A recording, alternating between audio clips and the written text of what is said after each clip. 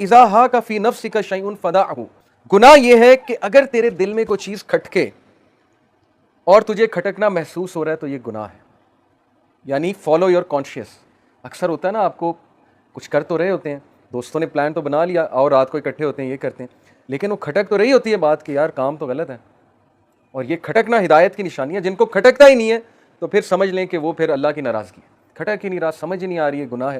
लेकिन हर ग्रुप में ऐसे लोग होते हैं। मैं आपको बताऊं, सूरह कलम में एक वाक़या है कि वो चंद एरोगेंट लोग थे जिन्होंने अपनी वो बागात जो है बड़े बनाए हुए थे और बड़ा सजाया हुआ था उन्हें, और गरीबों को मिस्कीनों को धक्का देते थे, कुछ नहीं खिलाते थे। सूरह कलम का वाक़या। तो अल्लाह ताला ने उनके बागात को तबाह किया, लेकिन उनमें से एक जो था वो अक्लमंद था। उसका जिक्र अल्लाह ने स्पेशल किया है, अल्लाह ने उसे पॉइंट आउट किया सूरह कलम में। अल्लाह ने कहा उनमें से एक ऐसा था जो ये सब कुछ समझाता था कि शायद हम गलत कर रहे हैं, हमें मसाकीन को दूर नहीं भगाना चाहिए। तो हर ग्रुप में ऐसा एक बंदा होता है जिसको ये चीज़ खटक रही होती है, तो आप अपने ग्रुप में वो बंदा बन जाए। बस यही चेन ऑफ गुडनेस है, आपसे चेन ऑफ गुडनेस फैलेगी। तो जो चीज़ आपके दिल में खटके वो गुनाह है, उसको छोड़ दें। दिल घबराने लगे, ठीक है आपने एक चीज़ कर तो लिया लेकिन दिल घबरा रहा है, एक कंपनी ज्वाइन तो कर लिया लेकिन दिल घबरा रहा है, डाउटफुल है, पता नहीं ये चीज़ हराम है, इंश्योरेंस का काम हराम है, हलाल है, सूद तो नहीं इसमें इन्वॉल्व, वगैरह वगैरह बहुत सी चीज़ें हो सकती हैं। जैसे जैसे आप प्रैक्टिकल लाइफ में जाएंगे आपको ये हदीस समझ आ जाएगी खटकना क्या होता है गुनाह के बारे में। तो पांचवीं रीज़न कि आप हिदायत पर हैं, और इंशाल्लाह छठी रीज़न बता के बात को ख़त्म करते हैं। Taking benefit from opportunities such as religious gatherings and knowledge. ये बहुत ही इंपॉर्टेंट रीज़न है, दलील है हिदायत पर होने की। और इसकी दलील की जो है वो वर्ड्स क्या है, इन्नहुम फित्यतुन आमनू बिरब्बिहिम वज़िदनाहुम हुदा। किसके बारे में कहा? अस्हाबे कहफ, यानी यू पीपल। इन्नहुम फित्यतुन, फित्या होते हैं यूथ। ए नबी बेशक वो नौजवान थे, आमनू जो अपने रब पर ईमान लाए, बिरब्बिहिम वज़िदनाहुम हुदा, और we increase them in guidance, हमने उन्हें हिदायत में वज़िदनाहुम हुदा इंक्रीज किया। यानी अल्लाह हिदायत में इंक्रीज करता है, कब करता है? जब आप ईमान लेकर आते हैं। पहला स्टेप आपकी तरफ से है, अपॉर्चुनिटी से फ़ायदा आपने उठाना है। देखें ये लोग अस्हाबे कहफ किसी की बात सुन के इंस्पायर हुए थे ना, किसी की बात सुनी होगी, किसी महफिल में गए होंगे, अपॉर्चुनिटी का फ़ायदा उठाया। हो सकता है कोई दाई, हज़रत ईसा का दाई, वो बाजार में दावा कर रहा हो और ये लोग वहाँ से गुजर रहे हो और ये रुक गए हो, इन्होंने कहा चलो सुनते हैं क्या क्या रहा है। अपॉर्चुनिटी से फ़ायदा उठाया, बात सुनी, बात अच्छी लग गई और बात पे अमल किया, तो अल्लाह ने इंक्रीज़ किया गाइडेंस में। इसलिए गाइडेंस की अपॉर्चुनिटी से फ़ायदा उठाएं अगर आप हिदायत में इंक्रीज़ होना चाहते हैं। ये बहुत इंपॉर्टेंट पॉइंट है, टेक्निकल पॉइंट है। लोग ये कहते हैं, सवाल पूछते हैं कि हम कैसे कंसिस्टेंसी लाएं। हम नमाजें शुरू करते हैं, नमाजें छूट जाती हैं। भाई अपनी कंपनी चेंज करें। जब आपके दोस्त ही हुए हैं जो बेनमाजी हैं, नमाजें नहीं पढ़ते हैं, तो आपकी भी छूटनी है, सीधी सी बात है। या फिर आप मूसा अलैहिस्सलाम जैसे स्ट्रांग हो जाएं। ऐसे लोग कुछ होते हैं जो सबको फिर नमाज पढ़ा के छोड़ते हैं, या तो फिर आप ऐसे बन जाएं। लेकिन अगर आप मूसा अलैहिस्सलाम नहीं है तो फिर आपको कंपनी चेंज करनी पड़ेगी, ठीक है। तो इसलिए हिदायत पे कायम रहना है, इंक्रीज होना है, तो हिदायत की अपॉर्चुनिटी से फ़ायदा उठाएं जैसे साहबे का आपने फ़ायदा उठाया। And number 6 is you leave something for Allah से, कि अगर आप हिदायत पर हैं तो आप अल्लाह के लिए गुनाहों को और सारी चीज़ों को छोड़ने पर एकदम से तैयार हो जाते हैं, आप में कोई रेजिस्टेंस नहीं आती। उसकी दलील देखें, अन अबी कतादा अन नबी सल्लल्लाहु अलैहि वसल्लम क़ाल, अबी कतादा रज़ियल्लाहु अन्हु से रिवायत है कि नबी सल्लल्लाहु अलैहि वसल्लम फरमाया, इन्नका लन तदअ शयअन लिल्लाहि अज़्ज़ा व जल्ला इल्ला बद्दलका अल्लाहु बिही मा हुवा खैरुन लका मिन्हु। There is no person who leaves something for the sake of Allah, but Allah replaces it with something better. ये प्रॉमिस है, आम बात नहीं है, प्रॉमिस है। और प्रॉमिस किसका है? नबी का। आम आदमी का प्रॉमिस नहीं, मेरा या आपका प्रॉमिस नहीं है।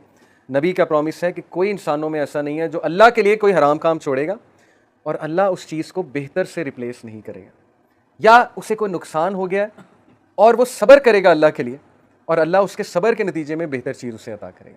कितने वाक़यात हैं। हज़रत उस्मान गनी की स्टोरी, हिजरा की, एबिसीनिया गए। हज़रत उस्मान गनी, पता आपको कितनी इनहेरिटेंस मिली थी उन्हें? एक रफ आइडिया चलें, आपका एक क्विज़ लेते हैं। हज़रत उस्मान गनी को कितनी विरासत मिली होगी अपने वालिद से? दिरहम्स में बताएं, अंदाज़ा कितने दिरहम्स मिले होंगे? करोड़, लाख, कितने? 30 लाख, 40 लाख, 50 लाख, 3 करोड़ दिरहम, ये उनकी इनहेरिटेंस थी। 30 मिलियन दिरहम उनको इनहेरिटेंस मिली थी हज़रत उस्मान गनी को। और जब वो एबिसीनिया गए हिजरत करने, तो आपका क्या ख्याल है? वो बिजनेस रन करने गए थे।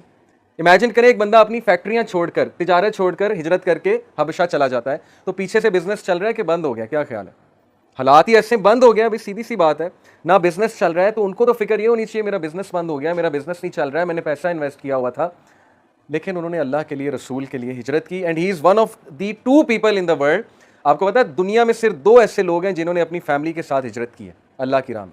एक हज़रत लूत और एक हज़रत उस्मान गनी, बाकी उन्हें अकेले किए। तो यू वॉन्ट बिलीव, मौरखीन लिखते हैं कि उनका माल 10 टाइम्स और बढ़ा, उनका बिजनेस 10 टाइम्स और बढ़ा। फिक्र नहीं करके गए, कोई बात नहीं, अल्लाह रसूल के लिए बिजनेस भी छोड़ना पड़ेगा, कोई बात नहीं। हालांकि वो हराम नहीं था, बस छोड़ना पड़ा हिजरत के लिए। हमारे लिए तो ऐसी सिचुएशन आएगी नहीं ना, पहली बार हमने कौन सा हिजरत करनी। लेकिन वाकया सुनाने का मकसद ये कि उन्होंने अल्लाह रसूल के लिए एक चीज़ को छोड़ा और अल्लाह ने उससे बेहतर दिया। एबिसीनिया में किंग के साथ उनके कॉन्टैक्ट बने, नीयत ये नहीं थी कि किंग के साथ कॉन्टैक्ट बनाऊंगा जाके। एबिसीनिया की मार्केट में किंग के साथ कॉन्टैक्ट बने और उनका बिजनेस मजीद फ्लरिश किया, मजीद ग्रो किया। फिर उम्मे सलमा रज़ियल्लाहु अन्हा, पता है आपको उम्मे सलमा का नाम सुना है कभी? उम्महातुल मोमिनीन में से उम्मे सलमा। अबू सलमा जो थे, गालिबन अबू सलमा थे, उनकी वाइफ थी, बहुत ज़बरदस्त सहाबी थे, महाजरीन में से हैं ये दोनों। इन दोनों ने अल्लाह की राह में हिजरत की मदीना की तरफ। They both used to love each other a lot, बहुत ज़्यादा मोहब्बत थी आपस में। इनका एक ही बेटा था। जब कुरैश ने देखा ये दोनों हिजरत कर रहे हैं तो अबू सलमा को कहा कि तू तो निकल यहाँ से, तेरी हमें कोई परवाह नहीं है, लेकिन ये खातून हमारी है, ख़ानदान वाले आ गए, ये यहीं रहेगी। अब वो खातून ज़ात थी, मजबूर थी, उन्हें वहीं रहना पड़ा। और अबू सलमा फिर गए कि नबी सल्लल्लाहु अलैहि वसल्लम के साथ मैंने जाना, और अल्लाह से दुआ करके गए कि अल्लाह हमें रीयूनाइट करें। और कितने साल वो लोग अलहदा रहे आप सोच नहीं सकते हैं, लेकिन उनमें मोहब्बत बहुत ज़्यादा थी। ये है ट्रू लव स्टोरीज जो हमारे यूथ को बतानी चाहिए हमें। उसके बाद उनके वालिद के कबीले के लोग आए, क्योंकि उनमें जाहिलिया अभी तक बाकी थी, कबायली जाहिलियत होती है ना।